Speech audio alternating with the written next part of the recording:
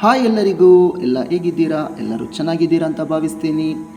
ಗುರುರ್ ಬ್ರಹ್ಮ ಗುರುರ್ ವಿಷ್ಣು ಗುರುರ್ ದೇವೋ ಮಹೇಶ್ವರ, ಗುರು ಸಾಕ್ಷಾತ್ ಪರಬ್ರಹ್ಮ ತಸ್ಮೈ ಶ್ರೀ ಗುರುವೇ ನಮಃ ಎನ್ನುವ ಮೂಲಕ ನನ್ನ ತಂದೆ ತಾಯಿಯರಿಗೂ ಹಾಗೂ ನನ್ನ ಗುರುಗಳಿಗೂ ಹಾಗೂ ನನ್ನ ಯಶಸ್ಸನ್ನು ಕಣ್ಣು ತುಂಬ ನೋಡುವಂತಹ ನನ್ನ ಎಲ್ಲ ಗುರುಗಳಿಗೂ ನಮಸ್ಕರಿಸುತ್ತಾ ಇಂದು ಗುರು ಪೂರ್ಣಿಮೆಯ ಆರ್ಥಿಕ ಶುಭಾಶಯವನ್ನು ತಿಳಿಸುತ್ತಿದ್ದೇನೆ.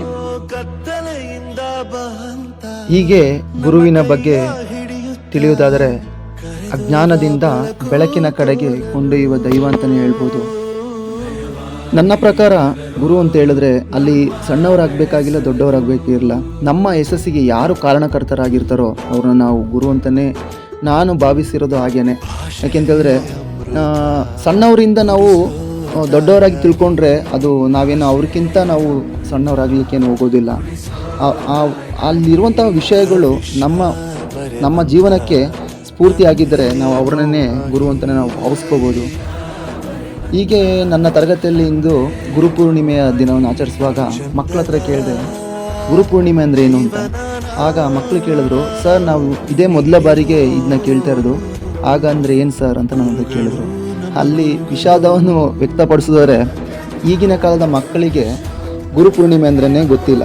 ಅಂದರೆ ಎಷ್ಟರ ಮಟ್ಟಿಗೆ ಈ ಒಂದು ಕಾಲ ಹೋಗ್ತಿದೆ ಅಂತ ಹೇಳಿದ್ರೆ ಗುರುಗಳಿಗೆ ಬೆಲೆ ಇಲ್ಲದೆ ಆಗಿದೆ. ಮುಂದಿನ ದಿನಗಳಲ್ಲಿ ನಾವು ಮಕ್ಕಳಿಂದ ಯಾವುದೇ ಒಂದು ಎಕ್ಸ್ಪೆಕ್ಟೇಷನ್ ಇಟ್ಕೊಳ್ಳೋಕ್ಕಾಗೋದಿಲ್ಲ. ಯಾಕೆಂತ ಹೇಳಿದ್ರೆ ಅಲ್ಲಿ ನಾವು ಹೆಚ್ಚು ಅಭಿಪ್ರಾಯಗಳನ್ನು ಹಂಚ್ಕೊಳ್ಳೋಕೆ ಹೋದಾಗ ಅಲ್ಲಿ ಬೆಲೆನೇ ಇರೋದಿಲ್ಲ. ಯಾಕೆಂದರೆ ಎಲ್ಲ ಮರೆತು ಬಿಡ್ತಾರೆ. ಯಾವುದೇ ಒಂದು ಯಶಸ್ಸು ಗಳಿಸಿದಾಗ ಅದರ ಹಿಂದೆ ಆದಂತಹ ಎಲ್ಲ ಮೂಲ ಕಾರಣಗಳನ್ನೆಲ್ಲ ಮರೆತು ಬಿಡ್ತಾರೆ. ಹಾಗಾಗಬಾರ್ದು ಅಂತ ಹೇಳಿದ್ರೆ ಮುಂದಿನ ದಿನಗಳಲ್ಲಿ ಗುರುಗಳಿರುವಂತಹ ಬೆಲೆ ಇನ್ನೂ ಹೆಚ್ಚಾಗಲಿ ಅಂತ ಕೇಳ್ಕೊಳ್ತಾ ಈ ವಿಡಿಯೋನ ಇಲ್ಲಿಗೆ ಮುಗಿಸ್ತಾ ಇದ್ದೀನಿ. ಧನ್ಯವಾದಗಳು.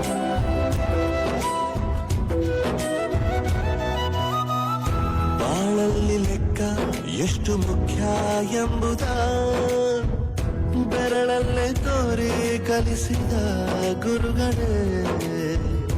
ಈ ದೇಹ ಹೇಗೆ ದಂಡಿಸೋದು ಎನ್ನುವ ಸಂದೇಹ ನೀಗೋ ಮೆಚ್ಚಿನ ಕಲಿಗಳೇ. ಕನ್ನಡ ಕಂಡರೆ ಕಣ್ಣಿಗೆ ಒತ್ತಿಕೋ, ಅಕ್ಷರ ಅಂದರೆ ಅನ್ನಕ್ಕಿಂತ ದೊಡ್ಡದೆಂದ ಗುರುವೇ. ಪ್ರತಿ ಬಾರಿ ತಾಳ್ಮೆ ಪಾಠ